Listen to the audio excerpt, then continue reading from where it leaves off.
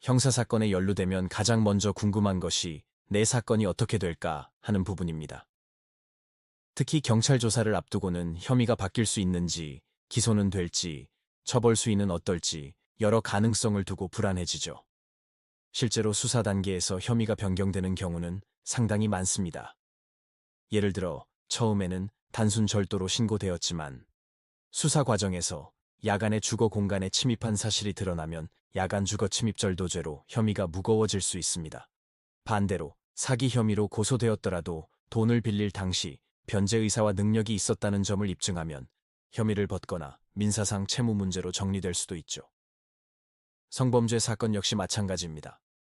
강제추행으로 신고되었으나 실제로는 동의에 이루어진 접촉이었다면 무혐의를 다투어야 하고, 설령 혐의가 인정되더라도 피해자와의 합의나 진지한 반성 등 양형 요소를 통해 기소유예 처분을 목표로 할 수 있습니다.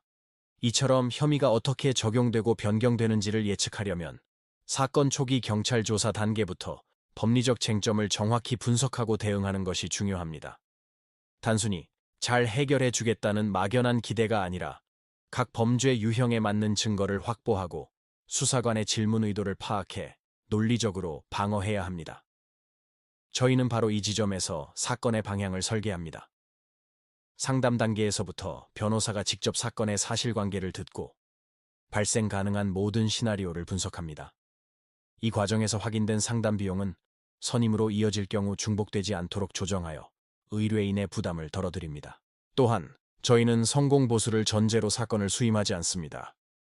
이는 결과에 따라 보수가 달라지는 구조가 변호사의 독립적인 판단을 흐릴 수 있다고 보기 때문입니다. 오직 사건 자체에 집중하며 수사부터 재판까지 모든 절차를 책임지고 진행합니다. 모든 사건은 변호사가 직접 상담하고 조사에 참여하며 서면 작성까지 책임지는 구조로 운영됩니다. 사무직원을 거치지 않고 변호사와 직접 소통하며 전국 모든 사건을 동일한 기준으로 처리하죠. 형사사건뿐만 아니라 채권 추심이나 부동산 분쟁 같은 민사사건, 이혼이나 상속 같은 가사사건 역시 마찬가지입니다.